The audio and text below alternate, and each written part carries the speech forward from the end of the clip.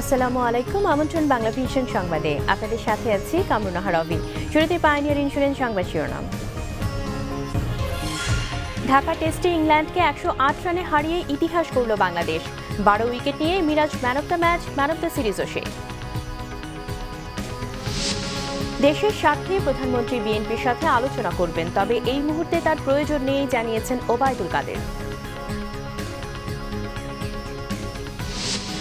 গণতন্ত্র ছাড়া টেকসই উন্নয়ন সম্ভব নয়, দেশের উন্নতিই নয়, সরকারি দলের নেতাদের সুইস ব্যাংকে আমানত বাড়ছে, অভিযোগ বিএনপি নেতাদের। শেষই হচ্ছে না মগবাজার মৌচাক ফ্লাইওভারের পুরো কাজ, দুর্ভোগে এলাকাবাসী, কারণ যাচাইয়ে পরিকল্পনা মন্ত্রণালয়ের কমিটি। দেখছিলেন পাইওনিয়ার ইন্স্যুরেন্স শিরোনাম। এগিয়ে চলো কল্পনার রাজ্যে। এবার বিস্তারিত। Rocket Bangladesh England test series শেষ পর্যন্ত ইংল্যান্ডের বিপক্ষে ইতিহাসই গড়ল টাইগাররা।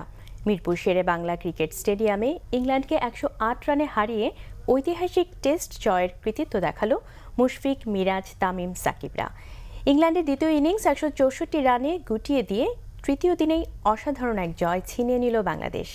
দুই ইনিংসে 12 উইকেট নিয়ে টাইগারদের এই জয়ে অসামান্য অবদান রেখেছেন তরুণ অফ স্পিনার মেহেদী মিরাজ। ওয়ানডে সিরিজ 2-1 হারার পর দুই টেস্টের এই সিরিজে টাইগাররা ড্র করল 1-1।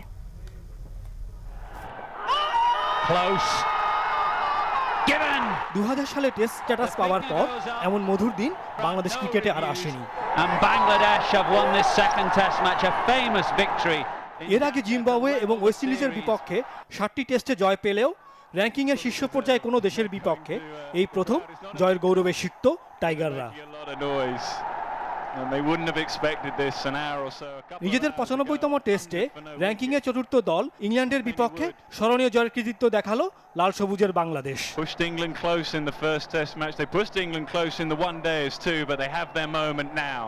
মেহেদী ও সাকিবের স্পিন ঘূর্ণিতে তৃতীয় দিনে শেষ সেশনেই 64 রানে 10 উইকেট হারিয়ে মুখ থুবড়ে পড়ে ইংল্যান্ডের সিরিজ জয়ের স্বপ্ন। প্রথম ইনিংসে 6 উইকেটের পর দ্বিতীয় ইনিংসেও 6 উইকেট।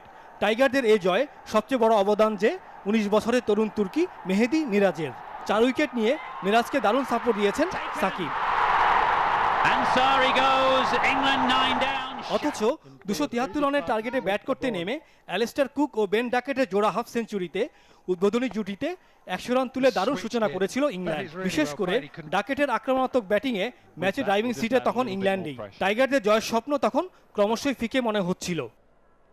কিন্তু চা বিরতির পর মেহেদী ও সাকিবের ম্যাজিক্যাল বোলিং নৈপুণ্যে পাল্টে গেল সব। মেহেদীর প্রথম ওভারের প্রথম বলেই বোল্ড ডাকেট, পরের ওভারের প্রথম বলেই এবার সাকিব ফিরিয়ে দেন জরুরকে।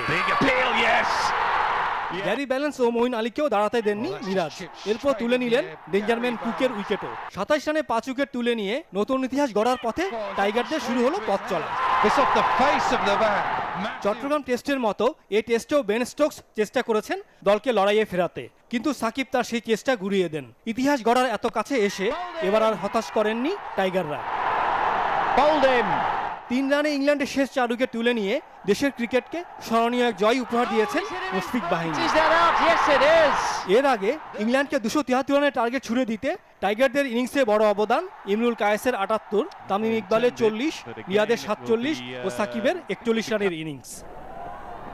তবে এই টেস্টে 12 উইকেট নিয়ে দুর্দান্ত ম্যাচ উইনিং পারফরম্যান্সে তামিম ইকবালকে টপকে ম্যাচ ও সিরিজ সেরা মেহেদী মিরাজই। নিজের অভিষেক টেস্ট সিরিজে 2 টেস্টে 19 উইকেট নিয়ে সকল আলোই নিজের দিকে টেনে নিলেন এই তরুণ তুর্কি। টেস্ট ক্রিকেটে ভালো করা যেখানে টাইগারদের জন্য সবচেয়ে কঠিন চ্যালেঞ্জ, সেখানে মিরাজ, তামিম, ইমরুল, সাকিবদের অনবদ্য নৈপুণ্যে ক্রিকেটের জনকদের হারিয়েই সেই চ্যালেঞ্জে জয়ী এখন বাংলাদেশ ক্রিকেট।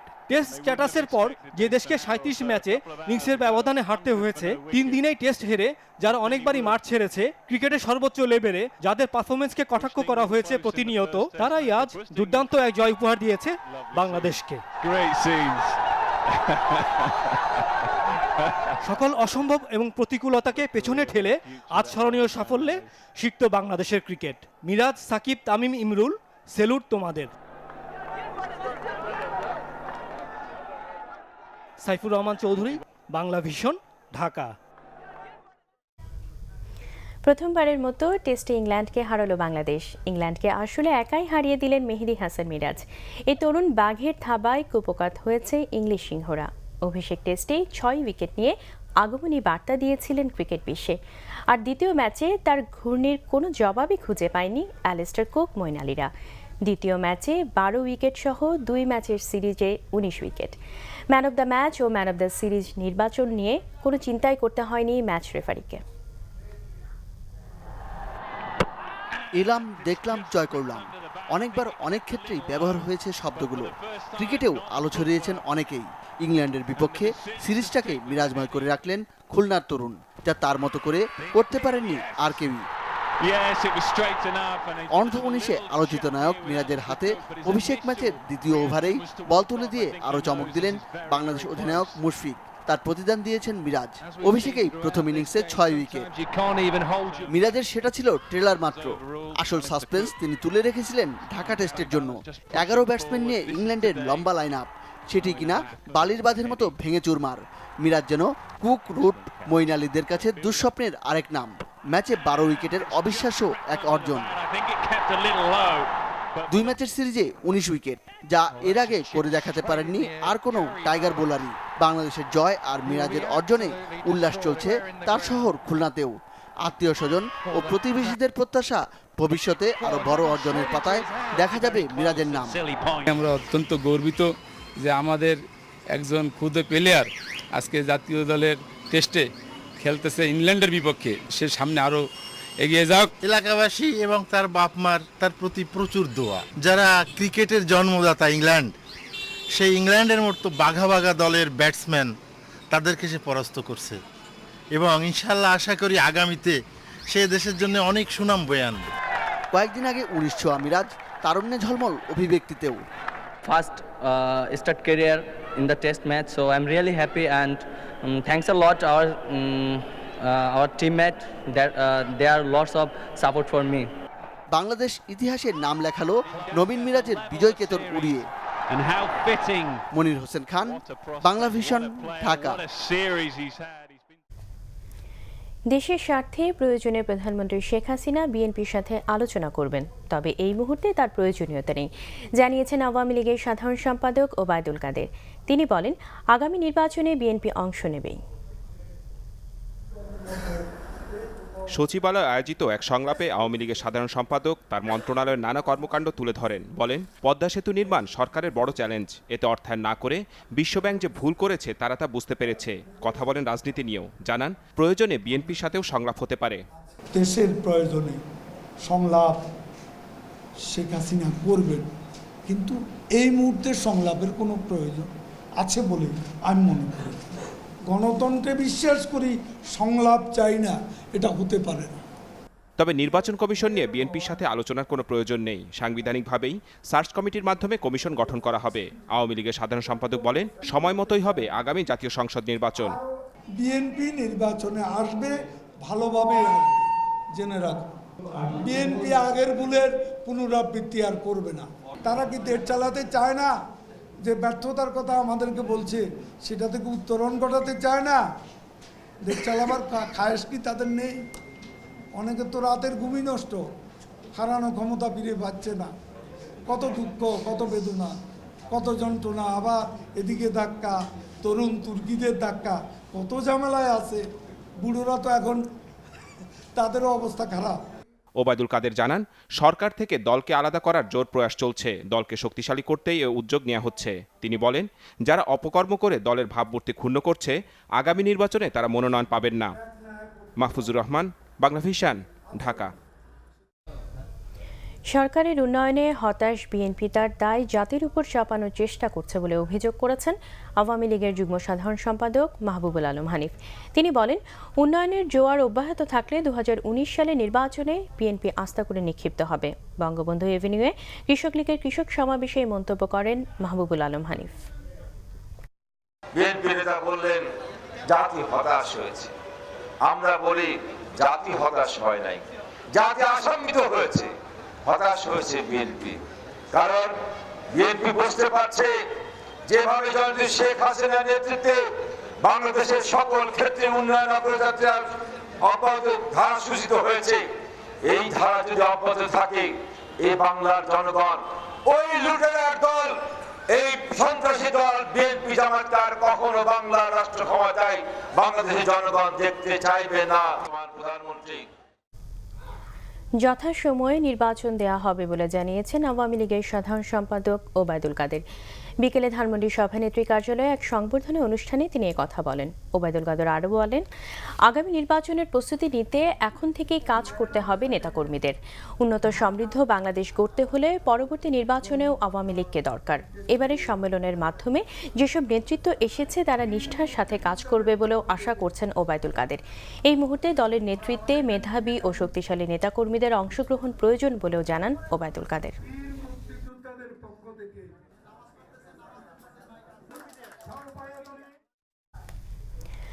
বশংবদ নির্বাচন কমিশন তৈরি করে নির্বাচনী বৈতরণী পার হওয়ার চক্রান্ত করছে সরকার, অভিযোগ বিএনপি নেতাদের। নেতারা বলেন, সরকারের সাথে সমঝোতা চায় বিএনপি, তবে সংলাপের আহ্বান জানানোর অর্থ এই নয় যে এটা বিএনপির দুর্বলতা। দেশের সবচেয়ে বড় দল হিসেবেই সরকার বিএনপির সাথে আলোচনা করতে বাধ্য হবে। সাদেক হোসেন খোকাকে নিরপরাধ হিসেবে প্রমাণের সুযোগ না দিয়ে সাজা দিয়ে তার সম্পত্তি ক্রোক করা হয়েছে বলে মন্তব্য করেন নেতারা। বিএনপির ভাইস চেয়ারম্যান সাদেক হোসেন খোকাকে সাজা দেয়া এবং সম্পত্তি ক্রোকের প্রতিবাদে ইঞ্জিনিয়ার্স ইনস্টিটিউট মিলনায়তনে প্রতিবাদ সমাবেশ করে ঢাকা মহানগর বিএনপি।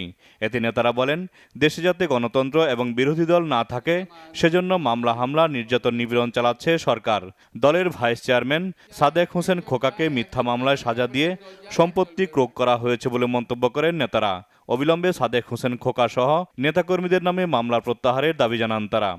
সাদেক হোসেন খোকা সে যে নিরপরাধ তার পক্ষে প্রমাণ করার কোনো সুযোগই তাকে দেওয়া হয় নাই।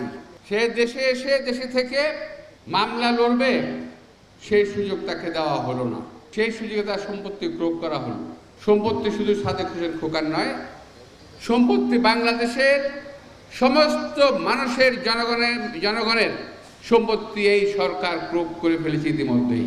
এই সরকারের দলের এবং এই সরকারের মন্ত্রিসভার কত লোকের বিরুদ্ধে কত দুর্নীতি অনাচারের মামলা পড়েই আছে, কোনো বিচার হয় না।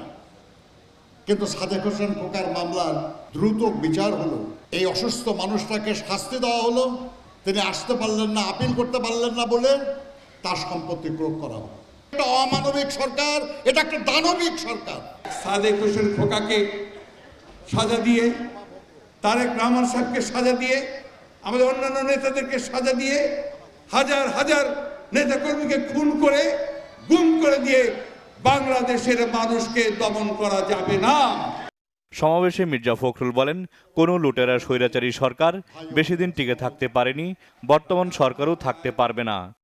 আবার আরেকটি বশংবদ নির্বাচন কমিশন দিয়ে তারা আবার সেই বৈতরণী পার হওয়ার জন্য কাজ করছে। সাধারণ সম্পাদক বললেন যে বিএনপির সঙ্গে কোনো আলোচনা নয়। আজকে আবার বলেছেন যে বিএনপি একটা বিরাট রাজনৈতিক দল, তাদের সঙ্গে অবশ্যই আলোচনা করতে হবে। এই 24 ঘন্টার মধ্যে আপনি মত পাল্টে ফেললেন। এই জন্য পাল্টে ফেলেছেন যে বিএনপি আসলেও বাংলাদেশের সর্ববৃহৎ দল। আমরা সমঝোতা চাই, আমরা ডায়ালগ চাই, সংলাপ চাই। আমরা সংলাপের মধ্য দিয়ে সুষ্ঠু একটা সঠিক নির্বাচনের পথ বের করতে চাই। আমাদের এই আহ্বানকে আপনারা দুর্বলতা মনে করবেন না। এদিকে দুপুরে নয়াপল্টনের কেন্দ্রীয় কার্যালয়ে 20 দলীয় জোটের মহাসচিবদের বৈঠক শেষে বিএনপির মহাসচিব বলেন, জেলা পরিষদ নির্বাচনের পদ্ধতি সংবিধানের মূল চেতনার পরিপন্থী। জাহাঙ্গীর আকন্দ, বাংলা ভিশন, ঢাকা। আওয়ামী লীগ ও বিএনপির বাইরে বাম দলগুলোর সমন্বয়ে একটি শক্তিশালী বাম ফ্রন্ট গঠনের চেষ্টা চলছে বলে জানিয়েছেন কমিউনিস্ট পার্টির সাধারণ সম্পাদক সৈয়দ আবু জাফর আহমেদ। কমিউনিস্ট পার্টির একাদশ কংগ্রেসের তৃতীয় দিনে এক সংবাদ সম্মেলনে তিনি বলেন, দেশের অনেক মানুষ আওয়ামী লীগকে চায় না, বিএনপির প্রতিও অনেকে বিরক্ত। পাশাপাশি অনেক বামপন্থী সংগঠনও সক্রিয় রয়েছে, যাদেরকে একই প্ল্যাটফর্মে এনে গণতান্ত্রিক আন্দোলন জোরদার করতে চায় কমিউনিস্ট পার্টি। তবে সরকার থাকলে ওয়ার্কার্স পার্টি ও জাসদকে এই প্ল্যাটফর্মে নেওয়া হবে না বলে জানান আবু জাফর আহমেদ। তিনি বলেন, 2014 সালে নির্বাচন যে বিতর্কিত ছিল, প্রধানমন্ত্রীর কথাতেই তা প্রমাণ হয়েছে। সুষ্ঠু নির্বাচন হলে কমিউনিস্ট পার্টিও তাতে অংশ নেবে বলে জানান দলের সাধারণ সম্পাদক।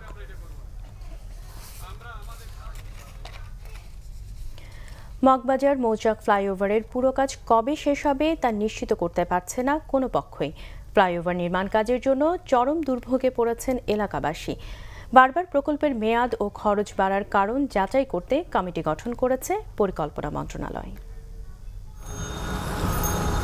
2011 সালের মার্চে একনেকে অনুমোদনের পর মগবাজার মৌচাক ফ্লাইওভারের কাজ শুরু হয় 2013 সালের ফেব্রুয়ারিতে। 3 অংশে বিভক্ত প্রকল্পটির কাজ দেয়া হয় ভারত ও চীনের দুটি প্রতিষ্ঠানের পাশাপাশি নাভানা ও তমা কনস্ট্রাকশন লিমিটেডকে। স্থানীয় সরকার প্রকৌশল অধিদপ্তর এলজিইডির তত্ত্বাবধানে কাজ শেষ হওয়ার কথা ছিল 2014 সালে। কাজ শেষ না হওয়ায় দুবার প্রকল্পের মেয়াদ ও ব্যয় বাড়ানো হয়। তৃতীয় দফায় 2015 সালের ডিসেম্বরে ফ্লাইওভারটি খুলে দেওয়ার কথা থাকলেও প্রকল্পটির কাজ এখনও শেষ হয়নি। এবছর মার্চে 7 রাস্তা থেকে হলি ফ্যামিলি পর্যন্ত ছোট অংশটি খুলে দেয়া হয়, আর ইস্কাটন থেকে মৌচাকের দিকে যাওয়ার রাস্তাটি খুললেও অপর পাশের অংশ এখনও নির্মাণাধীন। ফ্লাইওভারের সবচেয়ে বড় অংশের নির্মাণ কাজ কবে শেষ হবে তা নিয়ে সংশয়ে সংশ্লিষ্টরা। এলাকাবাসী বলছেন, এ প্রকল্পের কারণে মারাত্মক দুর্ভোগের শিকার হচ্ছেন তারা। রাস্তার দুরবস্থার কারণে এখানে যান চলাচল করে দুর্ঘটনার আশঙ্কা নিয়ে, আর বৃষ্টি হলে ভোগান্তি বেড়ে যায় বহুগুণ। আমার নিজের পা ভেঙে গেছে, আর ঠিকাদারের দায়িত্ববোধ যা মনে হয় তাতে আগামী 500 বছর লাগবে এখানে এই রাস্তা শেষ হতে। ভাঙা ছাড়া লাগে আমাদের গাড়ির অনেক ক্ষতি হয়। এই রাস্তা ঠিক হয় না, কিছু ঠিক হয় না, গাতা হনে ভাঙ্গা আর কি করুম কোন, আমরা বহুত কষ্টের ভিতরে আছি। এই প্রকল্প নিয়ে অস্বস্তিতে সরকারও। বারবার কেন মেয়াদ ও খরচ বাড়ছে তা তদন্তে কমিটি গঠন করেছে পরিকল্পনা মন্ত্রণালয়। কমিটি প্রধান নিশ্চিত হতে পারেননি কত ভাগ কাজ শেষ হয়েছে। অনেকগুলো সুয়ারেজ লাইন এবং আমাদের অনেকগুলো ইউটিলিটি সার্ভিসের বিভিন্ন ধরনের অবকাঠামো অপসারণ করতে গিয়েই তাদের সময় বর্ধিত হয়েছে এবং ব্যয় বেড়েছে বলে বিভিন্ন ধরনের বক্তব্য, অসমাপ্ত বক্তব্য আমাদের কাছে এসেছে। এগুলাকে আমরা সবগুলো খতিয়ে দেখেই আমরা সমাপ্ত করব। এদিকে মালিবাগ এলাকায় শুরু হয়েছে আরেক ভোগান্তি। ফুটপাত কেটে সুয়ারেজ লাইন নির্মাণ করছে সিটি কর্পোরেশন। এলাকাবাসীর অভিযোগ, প্রয়োজনের চেয়ে বেশি রাস্তা কাটা হয়েছে, নেওয়া হয়নি পর্যাপ্ত নিরাপত্তা ব্যবস্থা। আদৌ কবে শেষ হবে এইটা আমরা এখনো আমরা নিশ্চিত না। কাটার দরকার কাটা যাচ্ছে, পরে লাস্টে মাথায় যে কাজ করতেছে না। আর এখানে আপনার দোকানপাটগুলো, সমস্ত দোকানপাটগুলোর অসুবিধা হচ্ছে, মানুষজনের অসুবিধা হচ্ছে। সব মিলিয়ে এই এলাকার দুর্ভোগ কবে শেষ হবে তা জানাতে পারছে না কেউই। আরিফুল হক, বাংলা ভিশন, ঢাকা। নিচ্ছি সিবিসি টাইলস সংবাদ বিরতি, সাথেই থাকুন, ফিরে এসে যা থাকছে। এখনও মেরামত হয়নি শরীয়তপুরের আঞ্চলিক মহাসড়কের বেইলি ব্রিজ। বন্ধ মংলা ও চট্টগ্রামের যোগাযোগ, সেতুর দুপারে স্থবির শত শত যানবাহন। 10 টাকা কেজির চালের সুফল পাচ্ছে না মাদারীপুরে হতদরিদ্ররাও। নানা জালিয়াতিতে গরিবের চাল হাতিয়ে নিচ্ছে বিত্তবানরা।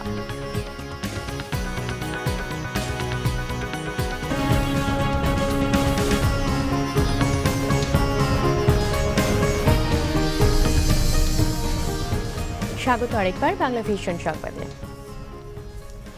ঢাকা বিশ্ববিদ্যালয়ের ভর্তি পরীক্ষার প্রশ্নপত্র নিয়ে নিজের বক্তব্য খণ্ডিতভাবে প্রকাশ হয়েছে বলে জানিয়েছেন শিক্ষামন্ত্রী নুরুল ইসলাম নাহিদ। এজন্যই ঢাকা বিশ্ববিদ্যালয়ের শিক্ষকরা এর প্রতিবাদ করেছে। সচিবালয়ে জেএসসি ও জেডিসি পরীক্ষা নিয়ে এক সংবাদ সম্মেলনে তিনি এই কথা বলেন।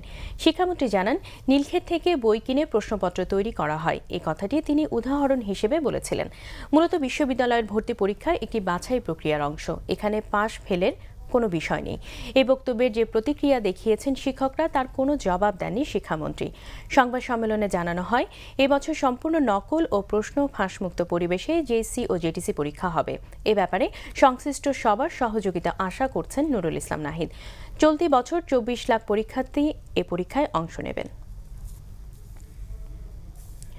শরীয়তপুরের আঞ্চলিক মহাসড়কের বেইলি ব্রিজ ভেঙে দ্বিতীয় দিনের মতো বন্ধ রয়েছে মংলা ও চট্টগ্রামের যোগাযোগ ব্যবস্থা। জেলার বালার বাজারে পণ্য বোঝাই ট্রাক নিয়ে ভেঙে পড়ে ব্রিজটি। এখনও উদ্ধার তৎপরতা শুরু করতে পারেনি স্থানীয় সড়ক বিভাগ। তবে দ্রুত সময়ের মধ্যে ব্রিজটি মেরামতের কাজ শুরু করা হবে বলে জানিয়েছেন শরীয়তপুর সড়ক ও জনপথ বিভাগের নির্বাহী প্রকৌশলী। শুক্রবার রাত 9টার দিকে চট্টগ্রাম থেকে রড বোঝাই একটি ট্রাক নিয়ে বিকট শব্দে ভেঙে পড়ে বেইলি ব্রিজটি। সেই থেকে সেতুর দুই পাড়ে ট্রাকসহ বিভিন্ন যানবাহন আটকে রয়েছে। দুর্ভোগে পড়েছে মংলা ও চট্টগ্রামগামী বাস যাত্রীরাও। দেশে ভয়াবহ রূপ ধারণ করা শিশু নির্যাতন প্রতিরোধে এখনই সবাইকে রাস্তায় নামার আহ্বান জানিয়েছেন লেখক, শিল্পী ও সাহিত্যিকেরা। বিকালে শাহবাগ জাতীয় জাদুঘরের সামনে নারী ও শিশু নির্যাতনের বিরুদ্ধে এক মানববন্ধনে এই আহ্বান জানান বক্তারা। তারা বলেন, প্রতিদিনই ঘুম থেকে উঠে শিশু ধর্ষণের খবর দেখতে হচ্ছে দেশবাসীকে। এর বিরুদ্ধে এখনই সোচ্চার না হলে কারো শিশুই নিরাপদ নয় বলে মন্তব্য করেন বক্তারা। নারী ও শিশু ধর্ষণ এবং নির্যাতন বন্ধে একই সাথে আইনের সঠিক প্রয়োগ ও সচেতনতা বৃদ্ধির উপর গুরুত্ব দেন তারা। মাদারীপুরেও 10 টাকা কেজির চালের সুফল পাচ্ছে না হতদরিদ্রেরা। নানা জালিয়াতি ও স্বেচ্ছাচারিতায় দরিদ্রদের চাল হাতিয়ে নিচ্ছে সচ্ছল ও বিত্তবানেরা। তালিকা তৈরিতে অনিয়ম এবং স্বজনপ্রীতির অভিযোগ বঞ্চিতদের। মাদারীপুরে হতদরিদ্রদের জন্য সরকারের 10 টাকা কেজির চাল হাতিয়ে নিচ্ছে একটি চক্র। ভূমিহীন দরিদ্রদের বাদ দিয়ে বিত্তবানদের কার্ড দেওয়া হয়েছে বলে অভিযোগ বঞ্চিতদের। স্বামীও নাই, আমার একটা ছেলেও নাই, আমার জমিন বাড়ির খেতে সহায় কোনো জমির ঘাট নাই। এই যে এই বাসকুটি মাইসের কাছে টাকাটাই উড়ে যে ঘর ঢুকে যাই দিলাম, এতদিন মাইসের বাড়ি বেরিয়ে উঠেছি। 10 টাকা দামের চাল সেও আমাকে এখন কার্ড দেয় নেই। 10 টাকা দামের চাউল কাঠ আমার দেয় নেই। কাজ ছাড়া আমার বাদ নেই, ঘর নেই, দুয়ার নেই, ভাঙ্গাচুরা ঘর। জমি খাত আছে, সে চাউল পাইতে আছে, যার জমি নাই সে চাউল পাইতে আছে না। 2টি ভাঙছি, 2 টিপে চাউল কম হয়েছে।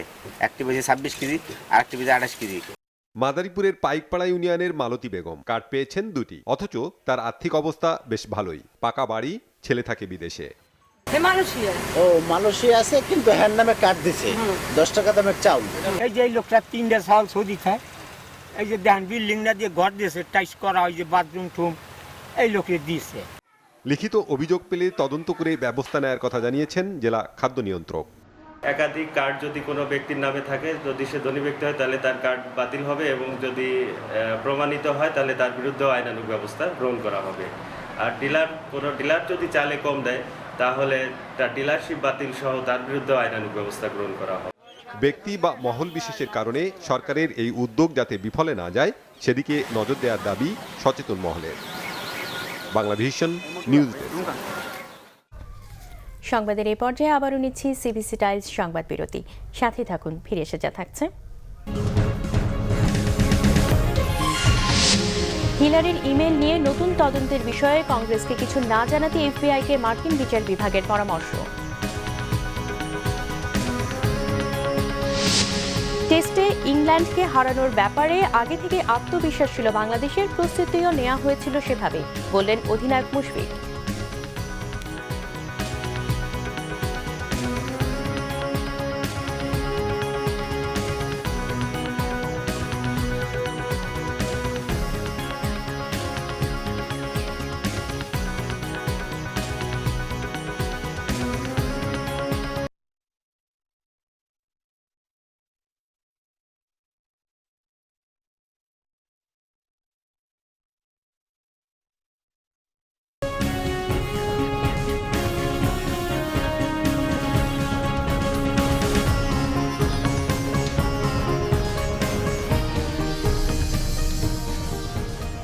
স্বাগত আরেকবার বাংলাভিশন সংবাদে।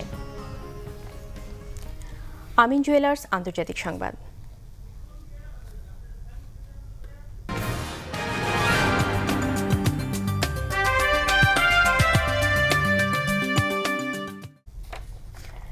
ডেমোক্রেটিক প্রেসিডেন্ট প্রার্থী হিলারি ক্লিন্টনের ব্যক্তিগত ইমেল ব্যবহারের বিষয়টি নিয়ে নতুন করে তদন্তের বিষয়ে কংগ্রেসকে কিছু না জানাতে এফবিআইকে পরামর্শ দিয়েছে মার্কিন বিচার বিভাগ।